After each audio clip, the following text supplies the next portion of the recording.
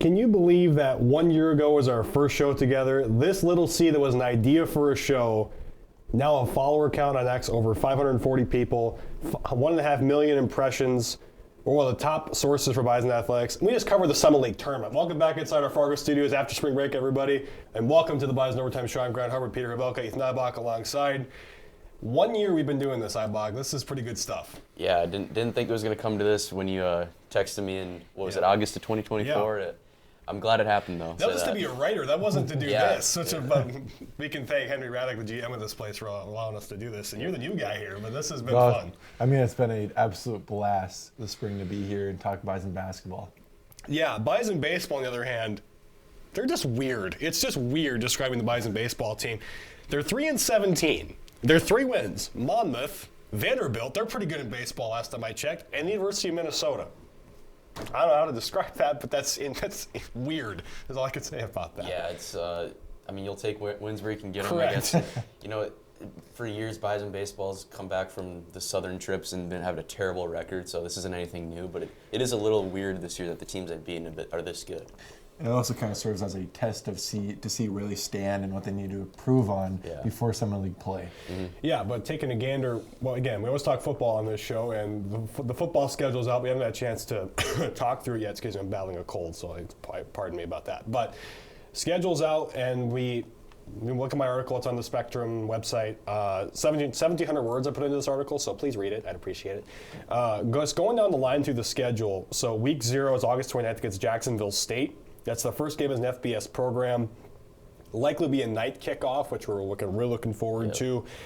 Jacksonville State, they've won 9 games, each of their 3 seeds at FBS. That's a quality opponent to open the season with, Ethan. Yeah, this is, I mean, you couldn't ask for a much better kickoff game for FBS football. This should be a sellout, and if it's a night game, and we talked before the show about this, you can feel when it's a night game in the Fargo Dome. It doesn't matter if it's inside. You can feel the energy. I mean, it's super important to have the first FBS game at the Fargo Dome instead of at a road opponent. So I am also super pumped for this. Yeah, week 1 they're playing Fordham. It's the FCS opponent they could find on the schedule. Fordham was 1-11 last year. They haven't made the playoffs in 3 years. It'll be their first Patriot League opponent since 2018. Fordham's here for the check, and that's it. Yeah, that's all they're here for. This will be a 66-7 game. Yeah. I mean, you're going to see a lot of third strings in this game, not much else. Hopefully the fans still show up. I hope so. I don't think so, probably, but. Yeah, moving on to Air Force. That's to be the Mountain West opener. They're led by Troy Calhoun, 19 years at the helmet at the Air Force Academy. They're off a 4-8 season, but they've made 5 bowl games over the last 10 years. They won them all, including beating Jammu in 2023. And they have one of the highest rated quarterbacks returning from 2025, Liam Sarska. So that's a pretty decent team you're opening conference play with. Yeah, and it's a destination. I mean, that stadium is really cool based off the pictures. It's going to be a disciplined team. I mean, the Bison, they pride themselves on being disciplined. Well, this is a triple option team. That's another level of discipline. Yeah, then they take on Wyoming after that. That'll be a game. Well, I'm getting ahead of myself. Sacramento State on September 19th. It's a Valley versus Big Sky game, right? Yeah, I guess. Whoops, I mean Mountain West versus the MAC. That'll be the game in week 2. Like I wrote in the article, 2 different ways in getting to FBS in terms of the public relations departments. One was very lock and key. The other was loud and rambunctious about it. But hey, they're both here, and the Bison are going to Sacramento first half while home and home. Yeah. Well, Peter, go ahead. I'm super pumped because it'll kind of show which team deserved to be in the FBS because I think Sacramento State, I think that is a dumpster fire of an athletic department right now. Yep. And I expect that when they go out on that trip, they take care of business. Yeah. Yeah, it's kind of a no-brainer for the schedule because both teams had to they had to completely wipe their schedule, so it made sense. And I believe they're coming here in 27, so we'll see how that one goes. Possibly a rival coming to the Dome against Wyoming on October 3rd. It's the Craig Bowl, or the homecoming game, as you want to call it. I mean, that's going to be a fun game. Craig better be there, is all I got to say for this game against Wyoming. They've not won a bowl game since 2023 when they won the Snoop Dogg Arizona Bowl, but they're in a rebuild year under Jay Sawvel as their third-year head coach. He replaced Craig.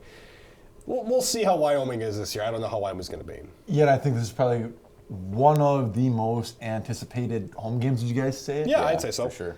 And compared to their away schedule, which we're probably going to talk about sooner than later, but this home game against Wyoming, homecoming, and Grant did you say in our Tuesday meeting that it's going to be held at probably 1 o'clock? Probably. It's the homecoming game. That's the one game I know the time. It'll be a 1 o'clock homecoming game. Until it's always been here. Yeah, Wyoming's, it's bound to be a rivalry, and it's, Craig, speaking of Craig Bull, you like to say remember November. I think we're going to remember October with this schedule. Wyoming and UNLV, we'll get to that. But well, right now, in fact, UNLV, the favorite to win the Mountain West, they won 10 games last year under first-year coach Dan Mullen. He brought in Jackson Arnold to play quarterback for him. That's going to be a tough one for them to win. It'll be the precursor to next year when they go back to Vegas to play Montana State in the kickoff game. Yeah, it's going to be a tough one. It could be for a spot in the Mountain West title game if the Bison get that waiver pass. The one thing, the atmosphere is kind of a question because it's in the Raider Stadium. Yeah. Probably it won't be super loud because it's such a big stadium, unlike the Fargo Dome when UNLV has to come here next year. Yeah. And one other thing about UNLV, it seems like their fans are getting more passionate as because they have Dan Mullen at the helm. Right. Yeah. And Dan Mullen is a very impactful piece in the college game right now, and the way he's been plucking guys from transfer portal, it's going to be a awesome matchup, and I'm kind of excited to see the betting odds for it. Yeah, to be kind. October 17th, they take on Nevada at home. Jeff Choate returns to the Fargo Dome. Ethan, the place he does not like playing in the Fargo Dome. Let's put it that way. He doesn't like the Fargo Dome and he doesn't like NDSU, and he's probably coaching for his job this year. Nevada's been down big time the last 3 years. I would suspect that they're going to be heavily motivated to come. Well, here's the thing with Jeff Choate. He played back-to-back playoff games against the Bison. He lost those games by a combined score of 94-24. Ouch. They were 3-9 last year. He is 6-19 as the head coach in Reno. He's won just 2 conference games in 13 tries. Oof. His wins are against San Jose State and Wyoming. Yeah. You better win at least 6 games this year, pal. You may not be there next year in Reno. Yeah, he's going to be a coordinator somewhere else in 2027. He was at Texas before he came to Nevada. So he might be going back back there. May as well there. stay in Austin. I think that may have been a better idea. It's just kind of like one of those weird Mountain West teams, that's like, oh, they're also in the conference. That's how I kind of feel like looking at Nevada. Yeah, New Mexico, they're another team that coached by Jason Eckmore, South Dakota State offensive coordinator. The Lobos have been awful in football, to be honest, the last 10 years. Mm-hmm. They've not had a winning season or a bowl game since 2016 before Coach Eck came to town. They won 9 games last year, lost to the Gophers in the Rate Bowl in overtime. Jack Lane's the starter. He started his career at Idaho before joining Eck in Mexico. New Mexico's good. This could be a game you can't look past. I mean, their road schedule's tough. This is about, I'm going to say it's as tough as it gets, but it's right underneath UNLV, I think. I think they're going to be a 7-5, 8-4 team. I think they're slightly overrated because it's a lot of Idaho guys. And Idaho, we saw what they matched up against the top end. Mexico lost to Montana State his first year. Yeah, exactly.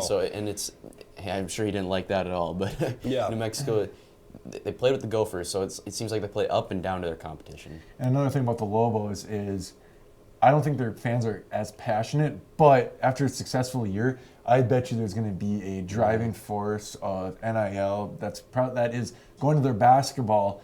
But I'm super pumped because this away trip, I think a lot of Bison fans are going to enjoy this kind of swing. Yep. Yeah, speaking of teams that you're like, wait, they're in the Mountain West, UTEP is now on that list.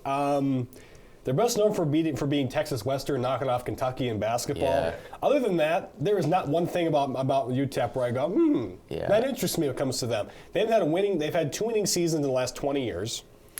Scotty Walton's their head coach in his 3rd year. He's won just 5 of 19 games through his first 2 years. They have 3 guys who could be their quarterback, 2 of which are FCS transfers. I don't know how to look at UTEP and not try to sell you this game because they don't have a lot of talent. And they have 3 guys who can play quarterback, and none of them stand out to you. So I mean, UTEP is kind of is a bottom team in the Mountain West. There's no surprise, and that's why I'm kind of gutted for the home scheduling this year. There's not much positives from the home scheduling, but once again, it's a improvement from the FCS and the teams coming into the Dome. Yeah. You mentioned UTEP basketball, by the way. Glory Road, if you haven't seen the movie, great movie about UTEP. Great film. Top 5, probably top 5 sports movie of all time. But anyway, UTEP, they weren't good in, where were they, Conference USA, I believe? They weren't even good in there, so I suspect they're going to win maybe 1 game in the Mountain West. This is going to be a win for the Bison. If you're not excited about UTEP, you better be excited for Hawaii. That's going to be November 14th in Honolulu, led by Timmy Chang, passed for over 17,000 yards, and he was the quarterback for the Rainbow Warriors. 9-4 record last year. They won, you guessed it, the Hawaii Bowl over California. They're a dark horse. So they got a really good quarterback in Micah Alejado. He led the conference in passing touchdowns with 24 and 8th in the country in passing yards per game. These guys are going to chuck it over. This isn't exactly like Colt Brennan level, Hawaii level team, but they're going to be good. I mean, they're in the top bunch of the Mountain West. My top 3 for the Mountain West right now to win the conference: NDSU, UNLV, and Hawaii. Because I don't think I believe New Mexico will not have that great of a year, because I believe a lot of members of the team transferred out. And I just look at Hawaii. You have teams when they go there usually struggle because either they're adjusting to the time, and they have a rock star quarterback that is coming back instead of transferring out. Yeah, they kind of remind me like a Big Sky team, kind of just running gun. It's a team that's going to be very pass heavy. I'm excited for 27 when this team comes to Fargo to see their reaction when they get off the plane and it's a blizzard here. What's like the Sacramento State, like the D2 playoffs in '88, where Sac State gets off the plane, they were beaten when they got off the plane. That's pretty much what that's going to be like. Northern Illinois, they're November 21st opponent. They've seen nothing but highs and lows. They beat your Fighting Irish a couple years ago. Then they went 3-9 last year. Their head coach Thomas Hammock departs to go to Seattle and be the running back coach for the Seahawks. So they have a defensive coordinator, Rob Harley, be the head coach for the 26 season. They spent 28 years in the MAC before joining the Mountain West. They've been in 2 bowl games the last 3 years.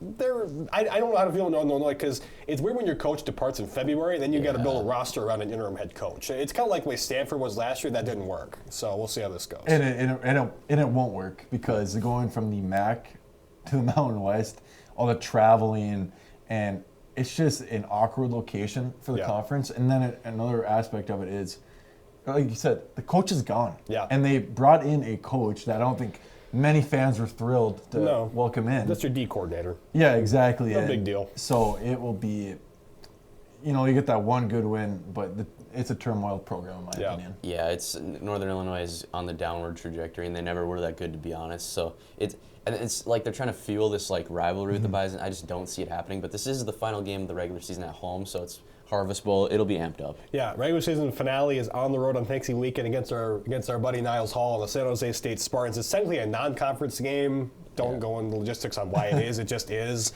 Another team kind of off a 3-9 season. A couple of their wide receivers have departed, because that's what Niles told us a couple months ago, is that they breed wide receivers. Problem is, one's at Colorado. I think the other one's somewhere else. I couldn't tell you where. But they made three straight bowl games under Ken Niumatalolo. He was head coach at Navy for a while. He's in his 3rd season here. They've been up and down. They've had 4 winning seasons over the last 6 years. They need to find a replacement at quarterback. Walker Egan left. He went to Duke to replace that kid who went to Miami. What was his name? Mensa, thank you. So I don't know what to make of the Spartans, but this should be a game I feel good about the Bison winning. Now, Niles told me that we'll play better because we're at home, but the Bison, I still think, are the better team in the season finale. It'll be very interesting, because last game of the year, and like Ethan said, we do not know if it was that petition wasn't pushed through or was denied in order for the postseason. They haven't even submitted it yet, so we have no idea. So it'll be very interesting to see what comes of this, and kind of curious to see NDSU's cornerback depth and the safety depth on the wide receivers for San Jose State. Yeah, it seems like a team that the Bison will kind of push around in the trenches. They might give them some problems in the secondary, like you said, but yeah, they could be playing for a lot here. They could be playing for the Mountain West regular season title, or they could be playing to get in a bowl spot. We just don't know. Playing for the CFP? Who knows? We just don't know. It's going to be highly anticipated. I don't know what the crowds are at San Jose State games, but they're not great. Yeah, and it's Thanksgiving weekend, so it's going to be kind of a weird game, but yeah. Yeah. What do we think the record's going to be through the Sarajevo schedule? I say 10-2. They're favored to win every game, apparently, the early betting lines, which I think is kind of ridiculous, because I wouldn't favor them to win at Hawaii or UNLV. The other 10 I feel pretty good about. So I think their 2 losses, if I had to predict, would be at UNLV and at Hawaii. But I think 10-2 is what I would go with. I shockingly said 9-3, because I think they drop a kind of a stinker game. I think they win at New Mexico, but I think that in November 28th, I think they drop a game to San Jose State, which would be very shocking.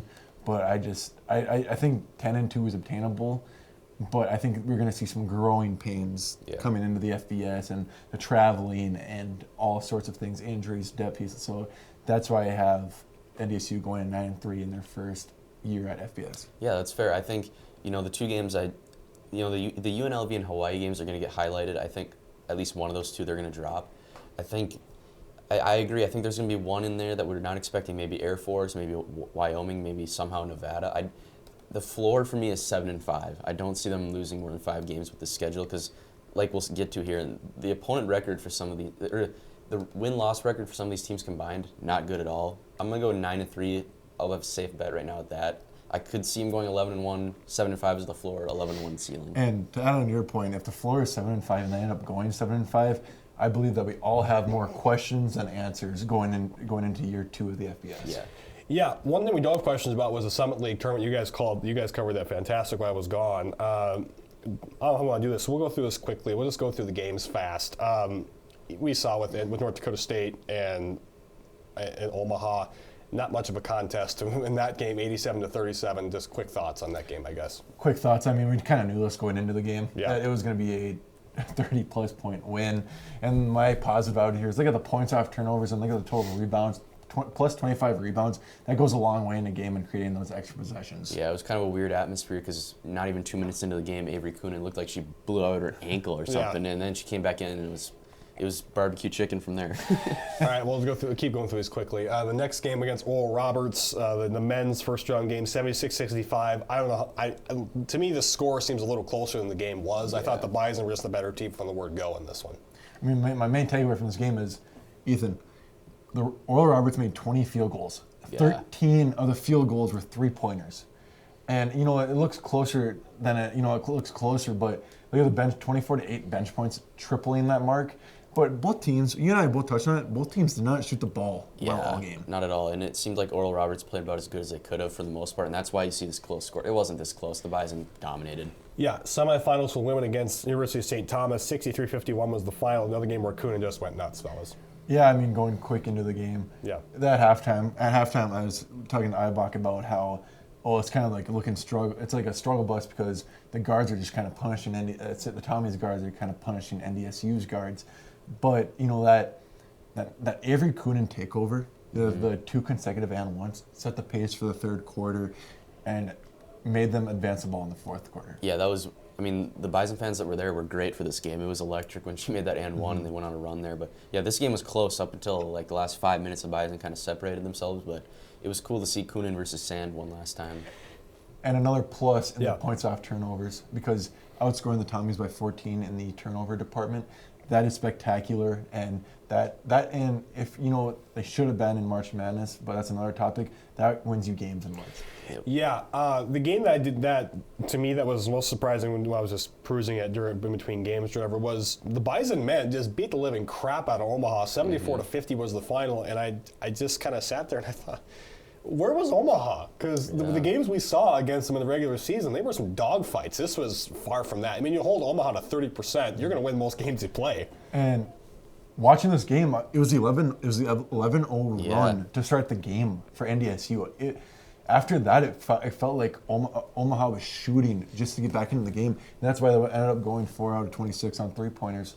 And I believe that they went 15 out of 50 field goal attempts. And that is just complete domination. And that's why they won the total rebounds because they limited those extra opportunities, and they held Tony Osborne in check. Yeah, and the night before we're watching USD in Omaha, and I turned to you, Peter. I'm like, I think this is gonna be a tough game tomorrow. Well, the Bison Dave Richmond had them ready to go, and you nailed it. The rebounds, 43-28. That's gonna win you a lot of games. Yeah, the problem with the Bison women is that until they get over the blue and gold wall that is South Dakota State, there really isn't a chance for them to get to the NCAA tournament. I mean, they're largely in this game was 2, and that was early in the third quarter. Outside of that, they just didn't have a prayer in this game. And going into it, I said they need to make a lot of three-pointers to be in this game. Well, guess what? They ended up making 8 three-pointers, which kind of felt like a season. And they still lost by 13 points. And they still lost by 13, and it's like, yep, that was the first time I've seen NDSU women get out-rebounded that bad. And they just, it's quite remarkable. You hold South Dakota State to 8% from the three-point land, going 1 for 12. But at the end of the day, Brooklyn Meyer, just an absolute beast. And it's going to be interesting, that first-round game. Yeah, it was like, at halftime we're sitting there and the Bison didn't feel like they were playing that well and they were only down by 4? Mm-hmm. And then the Bison open up the half with a 7-1 run. Brooklyn Meyer gets 2 fouls. She's at 3. She has to get pulled. It feels like the Bison are going to pull away here. They just didn't. And, South Dakota State didn't shoot well the whole game. The free throw percentage is inflated because the end of the game, it was a 6-point game and the Bison had the ball with a minute left. And then, the Bison commit 2 pretty atrocious turnovers. It just wasn't meant to be, I guess. The Bison just didn't have that clutch gene in the end. They need another shooter and they need another rebounder. They need those two things, and the portal will address that again. Bulk of this team comes back, so again, portal, who knows? Yeah. But if they keep their nucleus together, they're likely the favorites heading into next year. Don't get mad, South Dakota State fans. It's just Brooklyn Meyer's gone, and you don't know what's coming back next year on that team. And also Maddie Mathewson. And she's gone as well. So maybe a rebuild, but they rebuild so quickly in Brookings. It's like the Bison football team. They reload. And it's like I think the only real good starter that I have for South Dakota State coming back is that Hadley Tull. Yeah. That is the only kind of starter that I talked to Ivok about, that they need to contain those three. And they ended up just letting Meyer go crazy and Tull with the first early, what was it? It was 10 points in that first half. So Yeah, championship game on the men went a little differently. The Bison win at 70-62 over University of North Dakota. I mean, Grayson Yeoman for UND. I don't know if that guy was ever going to miss a shot early in the game. He had 24 points. Eli King was held to 9. Zach Kraft had 19 points, a Grand Forks Red River product. Outside of that, they did nothing offensively. The Bison, again, well-rounded as usual. DeMario Thomas had 19, Stefanowicz with 11, Tay Smith with 13. You know when those 3 balls are going early, I said they're going to win. Yeah. Tay Smith is on. If they need a bucket late, they can kick it out for the 3. Feddersen makes the top of the key 3, where you see our photographer Cash Roman slapping his knee after the 3 went down. I mean, you just knew you had a feeling, like, I was watching the game back in Fargo, you guys were in Sioux Falls. You just kind of had a sense like, okay, UND is going to make a run. They're going to make this close because that's the way they play. They're scrappy. They're going to make it a close game. But I knew the Bison were just better, and they're going to make 1 or 2 more plays to pull away, and they did. And honestly, I think what kind of summarizes the game is that 8-0 run in the last 2 minutes to win this game with the Strickland and the Tracy Anderson and the Tay Smith 3-pointer to kind of get that 30 to 38 point lead going into half, because in the second half, it was 32-32 like scoring. Yep. So I mean, it was very impactful. And one thing I want to touch on is Grayson Ullman. You torture pick and roll offense. I mean, it was amazing to see what he would just do with Noah Feddersen and Tracy Anderson, making those reverse layups, everything. And I don't think he's coming back to UND. Probably not. Yeah, he's going to get a bag wherever he goes. And, Noah Feddersen hitting that shot at the end of the game, I mean, we were talking in like November and December. We didn't know if he had a place on this roster. And then he becomes, behind Damari Wheeler-Thomas, the player of the tournament. I mean, he was an animal on the boards. And then he hits the game, out of all people, he hits the game-winning 3-pointer. It was an all-time moment. And that step back, that was right in front of our face. I mean, it was a step back 3-pointer on the wing. And they're looking over, I didn't foul him. I'm like, yeah, you're in his landing space. But no, it was a amazing championship game. And lucky for us, we ended up getting out of there by midnight. So instead of that 1 o'clock, 2 o'clock range that we were thinking, but no, great atmosphere. And Sioux Falls was amazing with the hospitality and everything. Yeah, that was one of the more fun trips I've been on. And Ryan Powell ran that tournament really well. The hospitality room, the food was great. But it was a fun trip. Doing the pregame and postgame shows, it was awesome. And shout out to Dave Richmond. He actually shook our hands before the Omaha game. Yeah, that was pretty cool.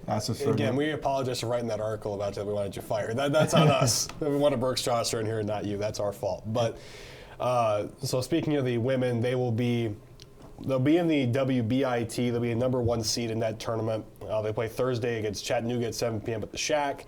If they win, they play on Sunday. Then they win that. They play next Thursday at home, and they're the equivalent of the Elite 8 per se. And then they go to Wichita for the final 4 after that. And Avery Coonan, AP All-American honorable mention. So that's pretty good. That is awesome. Not bad. And hopefully she returns. And it was very interesting to see the selection from the committee, but because it's just the team that was rated number 1 in the mid-major poll for I believe 4 weeks. Yeah. Doesn't make it. Still getting AP top 25 votes. Yeah, they were the second team out when it came to the bracket. Yeah. So I mean, you can't. But again, 28-4. But again, the resume. Yeah. If they beat Gonzaga, they're in. If they beat the Jacks one more time, they're in. I think if they win one of the 2 games against the Jacks, they're in because they would have 3 losses, and that would compared to 4. So at the end of the day, you're still excited that Avery Coonan, Molly Lenz, Abby Graham, and Marissa Frost, they are still playing basketball into March. Hope we can keep them. That's the thing moving forwards. The transfer portal for the Summit League. Carson Johnson, they're going to the West Coast Conference in Denver, so not really our business anymore. But still, Carson Johnson's going to stay at Denver for the 26-27 season. Only one other transfer of note, Uzziah Bunton from South Dakota. He's going to enter the portal, 12.1 points per game and 3.5 assists per game. Pretty decent scoring guard going into the portal. Yes, and it's kind of shocking because I really think the Coyotes are going to be kind of a dark horse next year in the Summer League. Could be. Because you get if if they return some of their production, and you get I believe it's a Coach Peterson back. Yeah.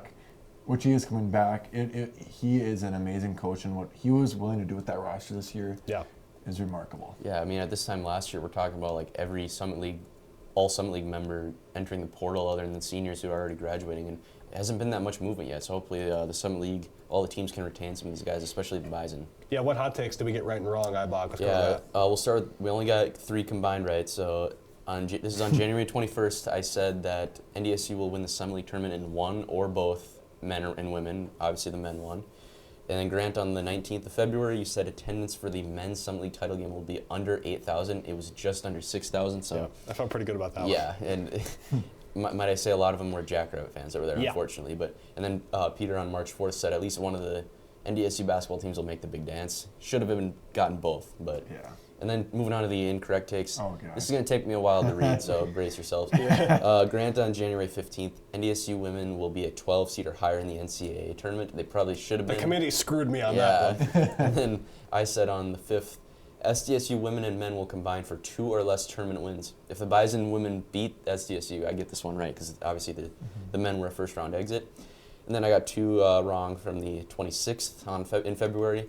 UND is a first-round exit in both men and women. Obviously, the men made a hero run to the title game. Didn't get that right. Avery Kuhn will score 20-plus in every tournament game. I believe she did other than the title game. Yep. Because she went off against St. Thomas and Omaha on that bum ankle. And then 2 from March 4th for Peter. Stefanowicz will get at least 1 double-double in the Summit League tournament. He almost did. So close. Yeah. I mean, I think he had 8. I think he came out with 8 points, 8 assists, and 5 rebounds. What's gonna rip your heart out? The last one. Though. Yeah, this one's painful. NDSU women will make 18 or more combined 3-pointers in the Summit League tournament. They made 17. Whoops. It's in the only game that cost them. It was the Omaha game. Yep. Yeah. The Omaha game, I think, had 5 3-pointers, but every other game they kind of exceeded that mark, which I was so frustrated about. But it didn't go as well. But just one short. Yeah, and then so going through our hot takes, I'm 40%, Grant's 35%, and Peter is 44% through, I believe, 2 weeks of doing his own takes. So Woo-hoo. Grant, your turn.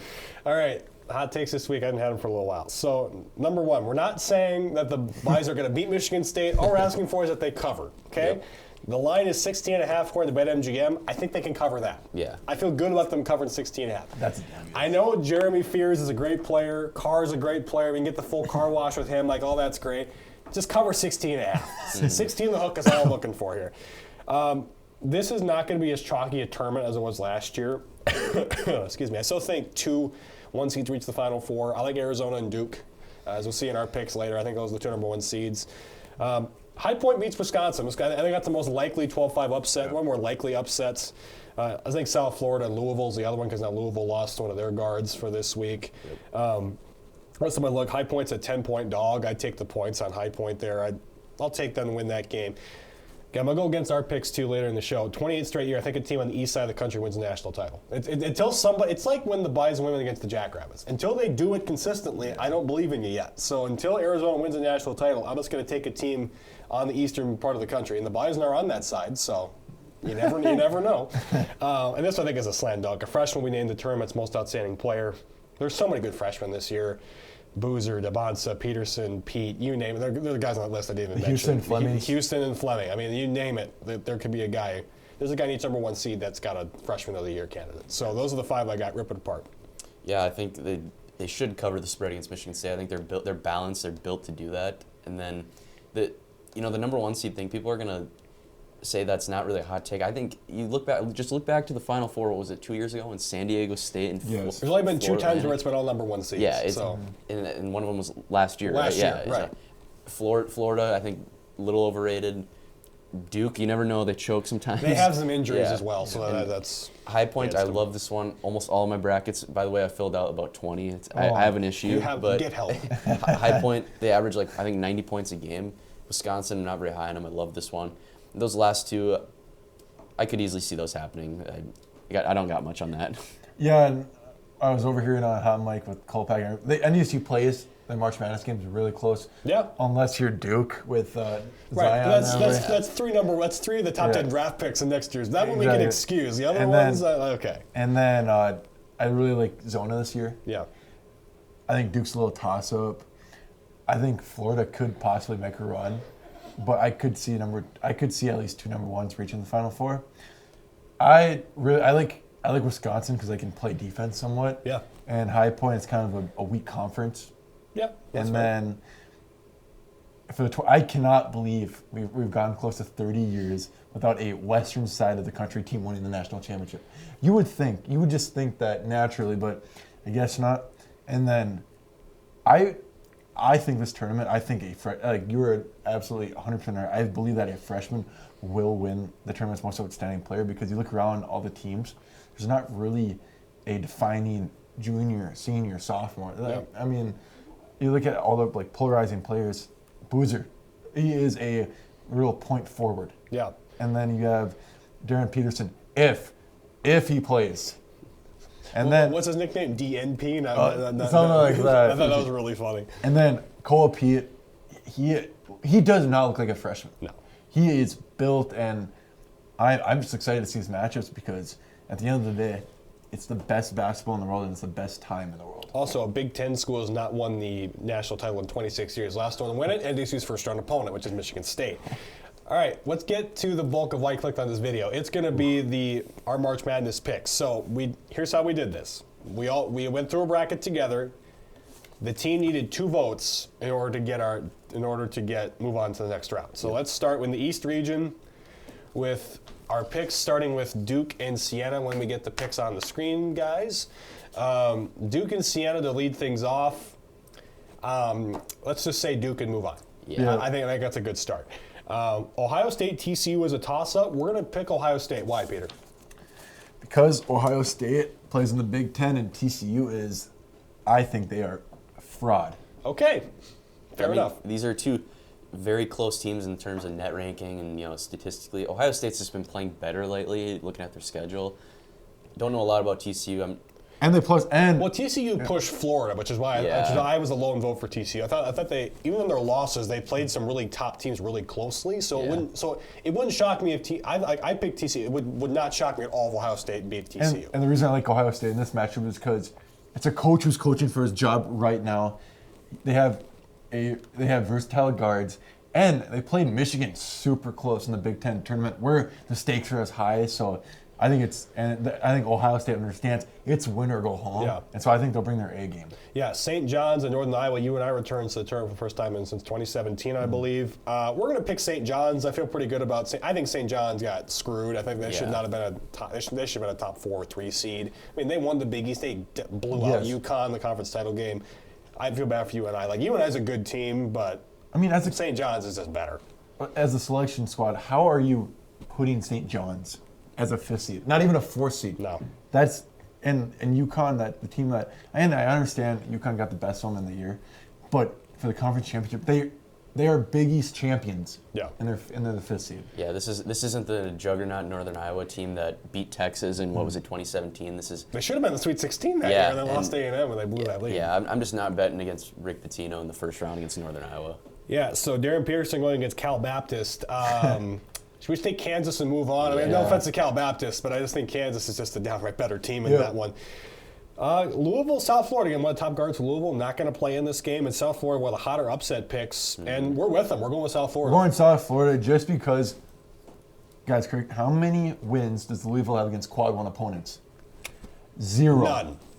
And that's why I'm picking the South Florida Bulls to take over and hit some big shots to win. Yeah, and to add on to that, Pat Kelsey, I think is his name, the head coach for Louisville. He's 0-5 in the NCAA tournament. Bad. 0-5 at Louisville. That's not good. And Louisville's 4-7 on the road this year, which these are basically road games because you're traveling. Yep. South Florida, I'm all for that pick. All right, here we go. Michigan State, North Dakota State. We're going to pick Michigan State. Again, we love our team, but let's just, like we said on Twitter, when one guy saw our picks, he's like, we respect it. Like, look, the Bison are good. School record for wins. They got a nice, well-rounded team. The problem is they have Jeremy Fears and we don't. That's kind of the issue in this game. So we're picking the Spartans. We're picking the Bison to cover, but Michigan State wins the game. And to add on to that, it's just a very experienced team. Oh, I did the research last time. Michigan State has 207 career starts between Fears, Carr, Cooper, and Kohler. That's pretty good. So they're coming in with a lot of things, and it'll be kind of puzzling to see how NDSU does in the rebounding battle because they're top. They're severely outsized in this game as well. And that's why I have matchup questions going into the see what kind of roster they're going to bring in. Maybe Dave rolls the dice and puts Anderson and Feddersen. Probably unlikely, but it's just not a suggestion, but just a kind of roster prediction. Yeah, if the Bison are going to win this game, Tay Smith's going to have to turn into Jack Golke. I mean, he's going to have to put up like 30. I mean, that's just how it's going to be. But by the way, when I put out that tweet a couple days ago, the Bison going all the way, are we not allowed to have sarcasm anymore? UND Burnivers coming after me? Yeah. Just putting it out there. Yes, Michigan State's going to win the game. Let's just move on. Yeah. Also, Jeremiah Fears is 6'2". Demari's 5'11", and that's to be kind. Demari may have a tough time getting a shot off against these kind of teams. 5'11" is very kind. How tall are you, Ethan? Probably 5'10". Don't put him on the spot right now. Okay. Would you say you're taller than Demari Wheeler-Thomas and stood next to him? I think it's close. I don't know. It's got to be close. Because you and I are taller than Demari Wheeler-Thomas, but I don't know. Maybe close. He's probably right in between us. Okay, that's fair. UCLA and UCF. We're going to pick UCLA here. This is another popular upset pick. We like the Bruins, though. And going into this, I think UCF is very undisciplined. I think Mick Cronin will get UCLA rolling. But I'm going to take this one really quick. We're just going to fast forward UConn for a minute. UConn's going to win the game because I want to watch a Dan Hurley, Mick Cronin shouting match at the refs. Come on, guys. It's like an advanced version of Tim Bergstrasser and Paul Sather in the Summer League tournament. It's just two guys that just want to yell at the refs the entire game. How many technicals between the head coaches? It's got 1.5, I think, is the over-under, I think. Because it's going to be awesome because I think this is the first time that we might see refs with noise-canceling headphones in this game. Maybe. I feel bad for whoever has to ref this game. They better get paid double time. Yeah, probably like they probably will get paid triple like time. Jeffrey Anderson, his high knees going up and down the field, up and down the floor. He's not going to deal with any of that crap. Duke and Ohio State, second round action. We like Duke in this one. I feel pretty good about Duke winning this one. Give me the Blue Devils because I think Cam Boozer is going to take over this game. And hot take, I think Isaiah Evans, if they advance far enough, like we might have them going. Yeah. He might be on the all-tournament team because I think Isaiah Evans is one of the best players in the tournament. Yeah. Yeah, Duke is just flat out the best team in the country, but don't sleep on this game. Duke likes to lose, likes to get upset early in the tournament, but I just think they're just too good this year to do that. Give me them and going to the Sweet 16. So St. John's against Kansas. Again, we think St. John's is undervalued. We got St. John's winning this game over Kansas. Darren Peterson's great, but St. John's has been a really good team all year long. And I think this will probably be the best game in the Sweet 16 in my opinion, because if I look at St. John's and Kansas, it's both teams, legendary coaches, and it's legit. It's it's firepower with a probably the top number 1 pick in the draft, and then it's a bunch of St. John's experienced players. Yeah, I believe this game will be played near Kansas. Like, it'll be a home game for Kansas. Yeah. St. John's is 9-1 on the road this year. I think, and we talked about they're undervalued. Give me St. John's. They play their home games at MSG. Like, they're not intimidated by anybody in the venue when they play that facility. Mm-hmm. South Florida and Michigan State. Again, so South Florida, they upset Louisville. They're feeling great, and then Sparty knocks them off in the second round. I like Jeremiah Fears on this team to beat the Bulls here. I think one of the most underrated aspects of Jeremy Fears' games is his passing ability. He can pass. And like I told the guys, Michigan State's offense, it's wired to slow you down and run as many pick and rolls as they can in that 30-second span. Give me Michigan State like all of the others. Yeah, it's the 11th seed. Every year they win a game and they're not going to get to the Sweet 16. Michigan State will be ready to go. Yeah, I think the 7-2 game, UCLA and UConn. Mick Cronin wins the verbal fight, but UConn and Dan Hurley wins the war. I think UConn wins this one. We feel pretty good about UConn. Yeah, I don't got much on that one. All right, we'll move on. So Sweet 16, Duke and St. John's. This could be a fun game to watch. We like Cam Boozer though, so we're gonna pick Duke to go to the Elite Eight. And I think Cam Boozer is going to be the defining action in this game, because I think he's better than the Big East Player of the Year, and I brutally announce his name, but he's the center for St. John's, and I think Duke's 3-point game will kill him. Yeah, I just, like I said, I think Duke's the best team in the country at the moment. I think this would go down to the wire because Rick Pitino is such a good coach. We don't know how much longer he's going to coach, so he's going to be heavily motivated. If he wears an all-white suit, put some sunglasses on. Yeah, this is going to be a fun game to watch. Michigan State and UConn. This is going to be fun. Two good coaches, Izzo and Hurley. But we like UConn to win this game. I think UConn slightly gets the edge here, Peter. Yeah, so look at UConn. They have Solo Ball, Alex Caravan. And I think those two individual players will be the defining aspect of this game, because I think Alex Caravan is the most underrated player in the country because of his experience, his wealth of the knowledge of the game. And I think that they're just a well-oiled machine. And even though they lost by a lot in a basically St. John's Big East tournament championship game, I think they're motivated. I think a butt kicking was good for them. Yeah. I think UConn will be, by this point, be battle tested pretty good because they'll actually have an opponent. You know, Michigan State, like, no offense to NDSU or South Florida, like, those aren't going to be the toughest of opponents. So Michigan State's, their first real game is probably going to be the Sweet 16. I just think Dan Hurley in the tournament, you can't bet against him. Well, we're going to bet against him here because we have Duke going to the Final Four. I mean, Cam Boozer's just such a great player, and we love Dan Hurley and his theatrics on the sidelines, but we like John Shire here and the Blue Devils to go to the Final Four. As injury-riddled as they are, we think they're still good enough to get to the Final Four. And going back to, I think, Arizona and Duke, they're the most battle-tested teams in the country, and that's either filling out NBA arenas or Cam Indoor away games, all of that. I really like that. I really like Duke's starting five with Boozer, and then I believe that Foster is out for the rest of the year with that fractured foot, but they should get their 5-man back. But then you also have the other twin Boozer, and then you have Isaiah Evans, and then you also have a really nifty shooting guard on that team. So that team is deep, and it's going to be a good game. Yeah. All right. So Duke wins the East. Let's move on to our next bracket. So let's start it with. All right, let's move on here. Florida against the winner of tonight's game, Prairie View A&M and Lehigh. Let's pick Florida and move on. Clemson and Iowa. Clemson got upset last year by McNeese. We think they get upset again this year by Iowa. Yeah. Peter, go ahead. Give me Iowa right here. I mean, I believe this was a unanimous. This is unanimous upset pick. Yeah. Yes, and Ben Stills is one of the best Big Ten players in the league, and he brought a lot of and McCollum. Is that correct? Coach McCollum is a very, very well coached. He coaches a very well team, and I'm just excited to see Iowa back in the tournament.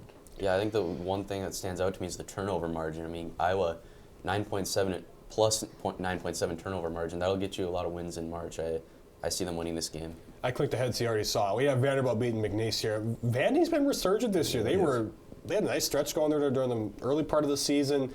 Kind of fell off a little bit, then really came back strong in the SEC tournament. We like Vandy beat McNeese here. McNeese, Oregon's great, but Vanderbilt's is better. No, because I love everything that Vandy stands for. I mean, you get knocked down somebody in the SEC tournament, but you get that huge win against Florida by double digits. I believe it was 20 points. And I think they'll just pace them onto the tournament. I think they're going in on a high. Yeah, it feels like they're humming right now, and especially going against a team that upset a team last year, they'll be on high alert to win that game, and I just think they advance here. Nebraska against Troy. Nebraska has never won an NCAA tournament game, which is surprising because I think they've been to Troy at least 10 times and haven't won a game. That ends here. They beat They beat Troy. They had that great stretch during the middle of the season. They 20-0 or something to start the year. They lost to Michigan. They've kind of. I would say playing 500 ball, but they fell off a little bit since then. But we think they're good enough to beat Troy, at least in the first round. Yeah, Nebraska, they have Hoiberg as a coach. And his son is, I believe that he was all third-team Big Ten or honorable mention Big Ten. And he is a great player. And I think Nebraska just gets it done. They get their first win. And then I think they flame out. Yeah, Scott Cross, Troy head coach, he's been to the tournament. This is his third time, and he hasn't won a game yet. I don't think he wins it here. I think Nebraska's pretty solid. I think they win this game. Yeah. Another popular upset pick here, VCU North Carolina. UNC's fallen off the last couple of years. Hubert Davis, that team has struggled the last couple of seasons. That's going to continue. We like Virginia Commonwealth to win this game here. And the whole reason behind this win for VCU is because Caleb Wilson is out for UNC for the foreseeable future. He's done for the year, and he's probably locked away in a storage bin right now waiting for the NBA draft. And I think VCU coming in, they kind of stole a bid, in my opinion, for winning the conference. And I think they're going to go in, and it's going to be a fun. I think it's going to be the most watched game in the NCAA tournament. Yeah, I keep bringing up the away record because these are away games. VCU 7-3, North Carolina 4-6. North Carolina, when we started doing these bracketologies, they were up in like the 3 spot at some points, and they just fallen off. They're not trending the right direction. It felt after they won against Duke in Chapel Hill, it just felt like they peaked, and now they're just kind of riding the roller coaster right now. Number 3 seed Illinois taking on 14 seeded Wright State. Can we pick Illinois and move on? Cool. All right, St. Mary's and Texas A&M. This was a tough call for us. I think we went. I think I picked St. Mary's. You guys picked Texas A&M. So reasoning why we're going A&M here. The reason I have Texas A&M is they were middle of the pack in the SEC. St. Mary's lost to Santa Clara. And I believe that St. Mary's, yes, they are deep and everything, but Randy Bennett really, Ethan's going to bring up the statistics, but he kind of has a below average in the tournament. And I like Texas Tech because Texas A&M because they each have a very good backcourt and frontcourt, and it's a very solid team in the SEC. Yeah, if St. Mary's is going to have an advantage here, it's in the coaching. Randy Bennett's been to this is his 12th time in the tournament. Bucky McMillan's, this is only his second time he hasn't won a game. What a great name, by the way. Yeah, that's a great name. But they're averaging almost 88 points a game. That's ridiculous. Give me A&M all day. Yeah, we're just going to pick Houston and move on here. I mean, no offense to Idaho, but the Big Sky champs are not going to touch Houston. Yeah. Second round, Florida against Iowa. The Iowa train stops here. We're picking the Gators here. Give me the Gators. Yeah. I think the Gators are the most. If they are going to repeat, they're going to need a lot of people to step up. But that backcourt that front court is tremendous. And one thing I will comment on is I believe they have one of the best benches in the tournament. Mm-hmm. Yeah, I got Florida. I think they have a pretty favorable path to the Sweet 16. I think we were unanimous on this one. Vanderbilt, Nebraska. We're taking Vanderbilt here. Yeah. And it's going to be interesting because it is their fourth time meeting this year, and I believe Florida has a 2-1 record against them, and I'm super pumped because it's going to be a rematch of the SEC quarterfinals, and it's SEC basketball is good basketball. VCU and Illinois, I think we like Underwood's team here in the Illini here to win this one. Yeah. VCU, they're talented, but I think VCU is just the better team. Yes. Or Illinois is just the better team, excuse me. Yeah, I think we can move on. All right, A&M and Houston, the Texas battle here. Yep.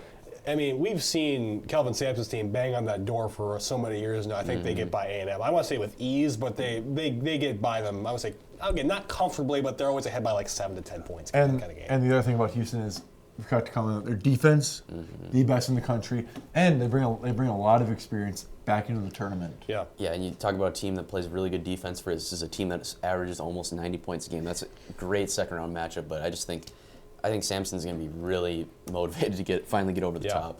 Vandy got Florida in the SEC tournament, but we're going revenge here. We think Florida takes down Vanderbilt here to get to the Elite Eight again. And I think it's by a lot, in my opinion, because I think Florida's going to kind of lock in that second round matchup, and they're just going to ride the wave to the Elite Eight. Yeah, something I didn't really mention here. Florida's averaging almost 87 a game, and that's pretty good. And they're going to be motivated to get the revenge on Vandy. Give me Florida. Yeah, I clicked ahead again. So we're going to pick Houston and beat Illinois, and that sets up. We'll skip right to it. This will be a regional final in Houston. Yes. I think Florida's a bit mad that they're the top seed, yet the regional finals in the home of Houston. We have the Toyota Center in Houston. Home court advantage may play a factor. Florida's defending champion, sure, but Houston's playing really well. We're going to take the Cougars to go. So Jim Nantz University to the Final Four. Yes, and it's a championship rematch. Yeah. And so I think Sampson's going to motivate his guys. Be like, hey, they might have got us last year, but let's go win this thing. Yeah, another, like you said, a championship rematch. It's one of the best defenses versus one of the best offenses. This is going to be a great matchup. I got Houston as well. All right, to the west, Arizona against Long Island. Fins up. No, we're going to take Arizona in that one. Fins up. Yeah, the 9-8 matchup on this side. Utah State, Villanova. Kevin Miller's done a great job reviving Villanova. They've been down a couple years since Jay Wright retired, but we think the Aggies are just flat out better. We're taking Utah State here. And the reason we're taking Utah State is because, Ethan, Villanova's out-of-conference schedule was weak. Not good. And they are not proven in a... it was a down year for the Big East. It was. And they were kind of that third, that fourth seed. Give me the Utah State Aggies. Yeah, it's two teams that they play like UND. They like to trap you like this, force a lot of steals, but give me the Mountain West team. Give me Utah State. All right. You know what's crazy? Yeah, go ahead. The Mountain West, they only had one bid this year. That's bad. That is. I'm used to Mountain West getting 1 to 3 bids, but I think Utah State represents the Mountain West perfectly. Well, we already saw in our hot takes. We're going to take High Point to beat Wisconsin. I mean, I think you were for Wisconsin here, but Ethan, you and I were on High Point. Why are we on High Point here, Ibach? High Point shoots the heck out of the ball. 90 points a game, and I get the competition level and whatever. You just don't. If they get hot and they stay hot, they're going to be hard to beat. And they average over 10 steals a game. That's a good recipe for success. But Wisconsin, they score a lot too, so it's gonna be a fun game. The reason I picked Wisconsin is say High Point doesn't get hot on the 3-point line. They're very mortal if they don't hit the three. Yes, Right. yes, and I really like that. Wisconsin has a lot of big men, and they have a really good guard. Because there's always that one streaky guard for Wisconsin. It's Johnny Davis. Wisconsin, yes. So, I picked Wisconsin, but I can agree on why High Point is a good bid. So John Calipari and the Razorbacks, SEC champs, taking on a Hawaii team that people think could be the Cinderella this year, the Rainbow Warriors, but we don't see it that way. We're taking Coach Cal on the Razorbacks. Yeah, I think Coach Cal is going to get out of the. I think he's going to win this game, even though Hawaii's what is it? Their starting five is a crazy amount of height. I mean, I can correct me if I'm wrong, but I believe it is 6'6", 6'7", 6'9", 6'11", and 7 foot, and so it's going to be amazing, but it's all about athleticism with Arkansas. Yeah, Calipari does like to drop his first round games every once in a while, but this he is did it every year for a little while there. God's sakes. What is this? I think this is his 25th NCAA tournament appearance. He's gonna have his guys ready to go. I would like to see Hawaii win, but I think Arkansas gets it done. We should follow the trend of last night's first four game. Let's talk about everything but the game at hand with BYU and Texas, because Texas and North Carolina State, Dickie V and Charles talk about everything but the game itself. Awesome. I mean, okay, them being together was awesome. I feel for Brian Anderson because I did that, where I've had to broadcast a game where I had no voice, so I feel bad for Brian. He'll be on the call for the NDSU game tomorrow. Hopefully his voice gets better by then. But BYU and Texas, we saw Texas. They crumbled down the stretch against North Carolina State. They won the game. It took a late heroics to do it, but AJ DeBonsa is AJ DeBonsa, and that's why BYU is going to win this game. I would not be shocked if he breaks the freshman scoring record for a first-round game. I mean, we've all watched the Big 12. We all watched the Big 12 tournament with the glass floor. Yeah. He put up 40 points with ease. Yeah. So I expect him to break that freshman scoring record in the first game. Yeah, I just think, watching those teams last night, I don't think any of them are going to make a deep run. I think BYU is still a little overrated, a little bit, but they're going to advance, I think. Yeah, I perpetually think Gonzaga's overrated, but they're going to be Kennesaw. Let's be honest here. They're just better than. No offense to the Owls, but Gonzaga's just better. And an interesting point about that, Gonzaga averages the most paints points in the country. Yeah, I believe that. And I think that will. They're more of a defensive team than they used to be, because I remember maybe the title game they had. Who was the big man they had for? It was it was like 33 or something. I can't think of his name, but because they had like Rapowski or something like that. Yeah, they had 24 and 33. Zach Collins and Rapowski. That's what we're talking about. Yeah, they kind of replicate that a little bit. Mm-hmm. They're not the same scoring machine, but they're better defensively. They'll probably pay dividends for them down the stretch. And it'll be interesting to see if they get Braden Huff back. Yeah. And he is their 18-point scorer a game. Mm-hmm. And he brings a lot to that offense, being so efficient. Yeah, Miami makes a turn for the first time since they made the Final Four, playing against Missouri. Get out of here. Go Tigers. Yeah, we're going with Missouri. On this one. The reason I have Missouri is I looked at Miami's resume. It's not that great. No. Their out of conference was not that great. They, unfortunately, they kind of made it to the semifinals, but they were kind of chugging it into the semifinals. I like Missouri. I think they bring back a lot of experience from last year into the tournament. And people forget, last year they were a top 3 team in the SEC. Yeah. When I kind of did this deep dive looking at all the teams, something that surprised me here, net ranking.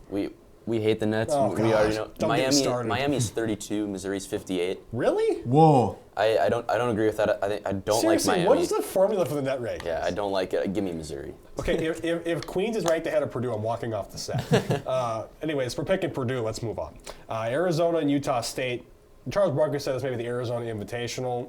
I think we tend to agree with him. We're going to take Arizona here. I think we think they beat the Aggies big in this one. They're the most battle-tested team in the country. I mean, there's no comparison to this Arizona team. It'll be interesting to see Cole Pete, Jaden Bradley, and they have a very valuable bench. I mean, they had one of the best starters in the country. He's coming off the bench now. Yeah. And I think they are battle-tested, and I think they are ready to take on any team. Yeah, I think Arizona's right up there with Duke with the best team in the country, and they average 86 points a game. It's hard to beat that, and they play good defense too. I think that's going to be a good formula for them, and I think they win. So high point at this point, though, 31 wins. They're on the highest point of the season, and Arkansas crushes them and moves on to the Sweet 16. That Arkansas guard is amazing. Oh, yeah. And I believe that he might be the unsung hero of this tournament. Of the first round of the draft next year, I can't remember who the analyst, I think it was Jay Bills who said, how come this guy didn't go ahead of someone like DeBonce or Peterson? Or like, he has that kind of talent. This would be a loaded draft class this year. And he really brings that high-powered offense Yeah. to the Razorbacks. And if it's even through pick and rolls, play action, everything, he's one of the best players in the country. I think Arkansas will be licking their chops if they get this draw. I mean, Hawaii, then High Point to the Sweet 16. I think that's a pretty good draw. All right, BYU and Gonzaga. I'm not going to lie to you. I wanted BYU to win this game, but I was overruled by the fellas. So why is Gonzaga winning this game over DeBonce and the Cougars? I think Gonzaga is definitely battle-tested. They kind of went into the they just dominated the WCC like no other. They do that every year, though. And yeah. Except when St. Mary's gets them once in a while. That's pretty much it. So they're going to the Pac-12 for better competition. But no, I believe that Graham Ike, Braden Huff, Jalen Laurie, I think that trio will lock it in defensively, and I am pumped to see it. I think this region is amazing. Missouri and Purdue. Missouri is better than Miami, but the Boilers are better than the Tigers. We're going to take Purdue to go to the Sweet 16. And hopefully by this time, Braden Smith breaks the all-time NCAA assist He's record. one assist shy. I think he'll get there. Yeah. And so, no, I'm super excited to see that. Because Bobby Hurley had it last, and he was, and this is like, what's this, like 30, Doug 40? Gottlieb was up there. I'm like, when the hell did Doug Gottlieb get up into those levels? And so, no, yeah, so I like Purdue, but no, it's going to be interesting for sure. Yeah, I mentioned Arkansas getting a decent draw to the Sweet 16. This might be the best draw. I mean, you play Queens and then either Missouri or Miami. I think Purdue has got a cakewalk. I think the tournament starts in the Sweet 16 for them, but you never know. It's March. Arizona, Arkansas, it's going to be fun. You got Yes. great coaches, Tommy Lloyd, John Calipari. We think Tommy's boys take it to the Elite Eight. Yeah, and I think Arkansas can't stop a lick on defense, and so I think this game could turn ugly super quick. Yeah, Arizona, I mean, I talked about the average 86. Arkansas averages to give up 80 a game, so we might see Arizona drop 90. I think they win this game handily. Again, I picked against Gonzaga, and yet Gonzaga is going to the Elite Eight. Why are we picking Gonzaga over Purdue? Gonzaga, they have an impressive track record in the Sweet 16. Mm-hmm. They are returning a lot of veteran forces, and last year they got an unfair. And last year they got a kind of a crappy drop, but they brought Houston to the brink of elimination in that second round game, and I think Gonzaga just brings more scoring and more depth. Talk about a coaching matchup. I mean, Matt Painter and Mark Few. That's fun. Some experience there. I don't think Purdue is quite as good as their seed says. I think Gonzaga is just better. They play really good defense. I got them to the Elite Eight. Once again, I picked against Gonzaga, and this time the guys agree with me. We're going Arizona to the Final Four.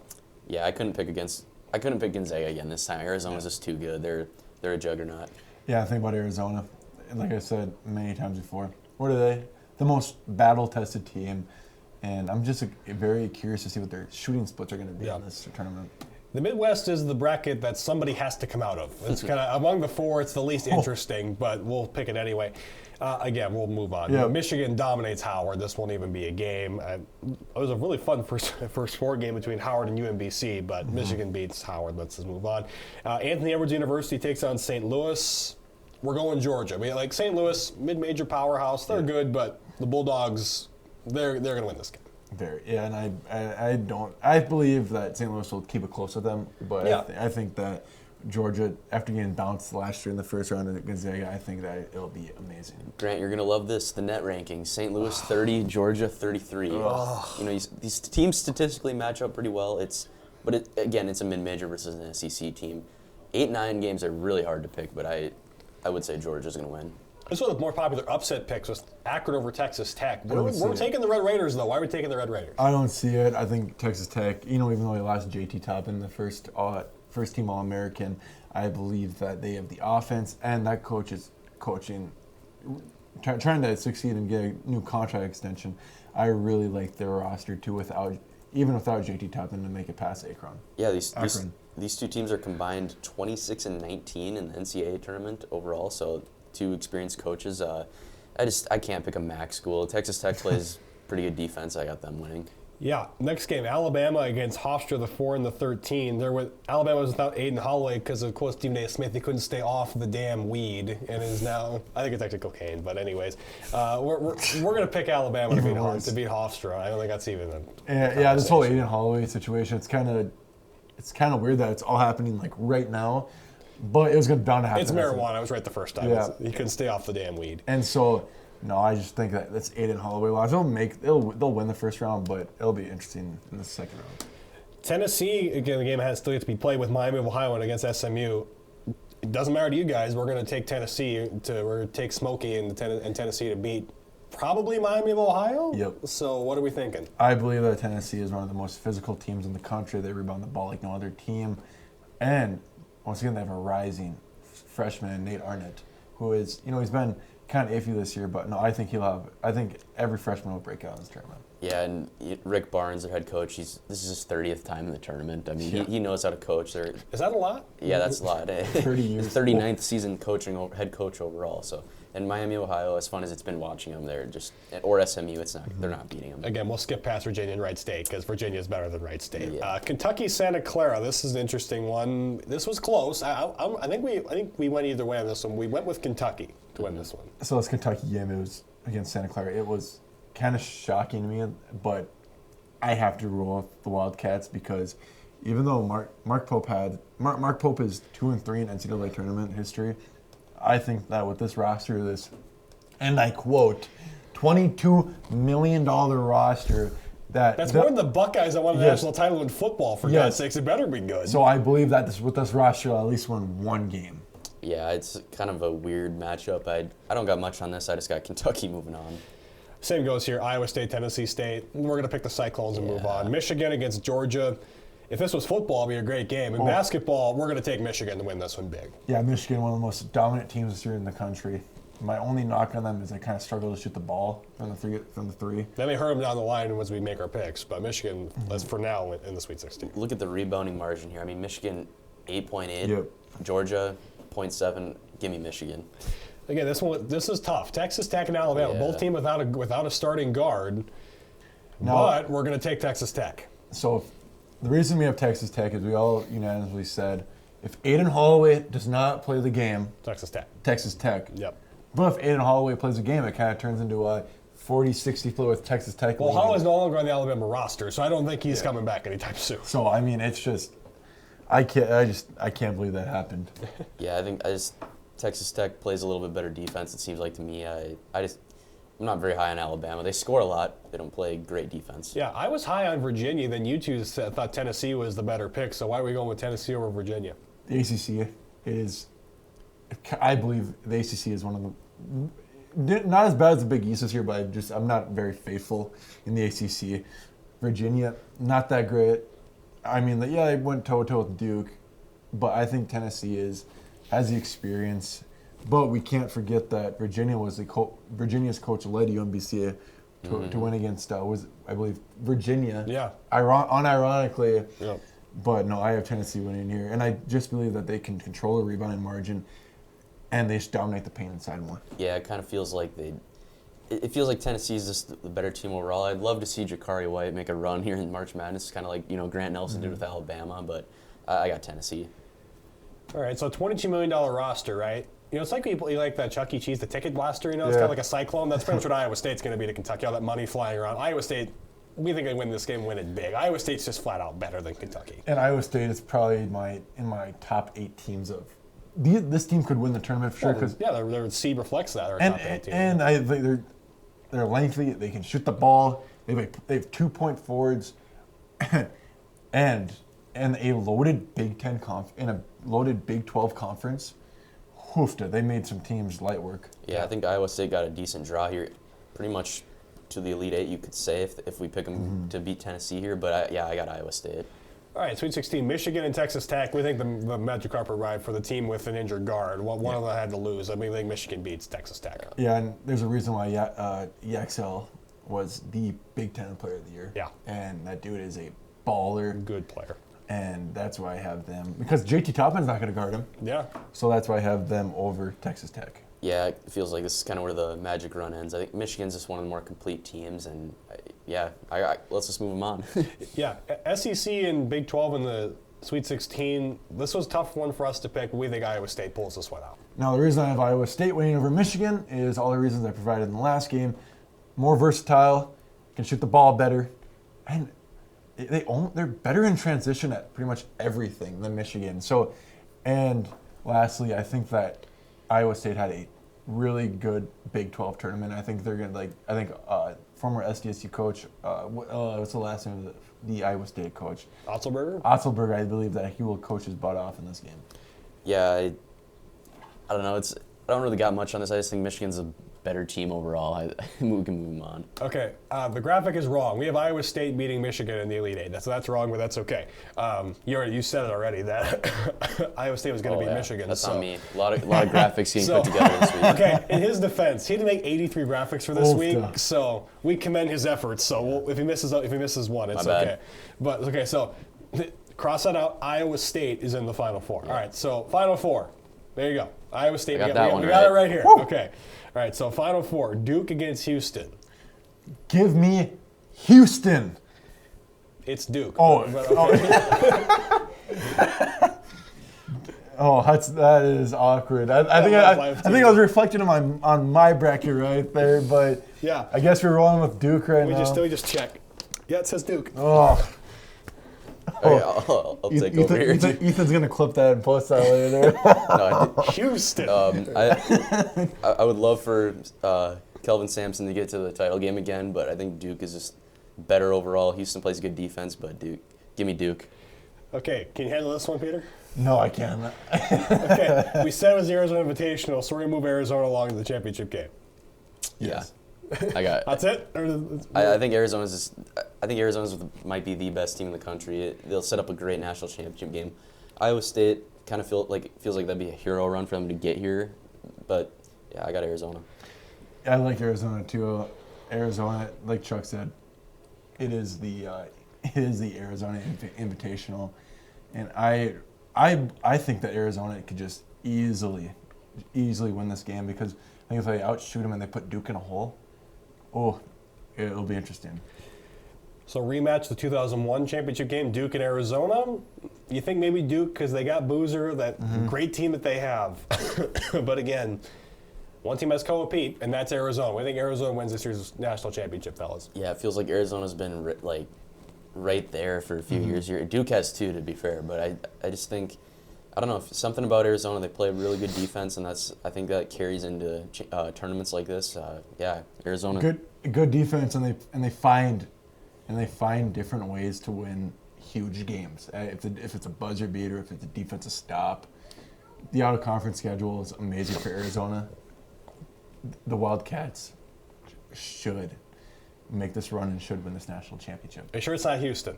I am sure. Are we sure? Just making sure. Thanks for bearing with us. That's 83 slides. My voice is starting to fail on me. But so those are our picks. If you need advice, this is on our Twitter. So if you want to just look at this and let's see. So let's make sure. Make sure Iowa State's in your Final Four, and make sure that Duke is in the semifinals and they beat Houston. Just make sure when you're putting your picks down, that's what we got. Again, that'll do it for us on this show. Follow our X. 1 year in, 540 followers. We're not even 6 months into that, so we appreciate that. New sports articles from the Spectrum are on our X page as well, so go look at those. Keep things here on the Bin YouTube channel. Newscast at 6 o'clock. Charlie Davignon and Hallie Opsel coming up at 6 for you. But that'll do it for us. For our director, Castro, producer Jack Higgins, co-hosts Peter and Ethan, I'm Grant Hubbard. We'll see you next week. Horns up and go Bison. I can't believe it.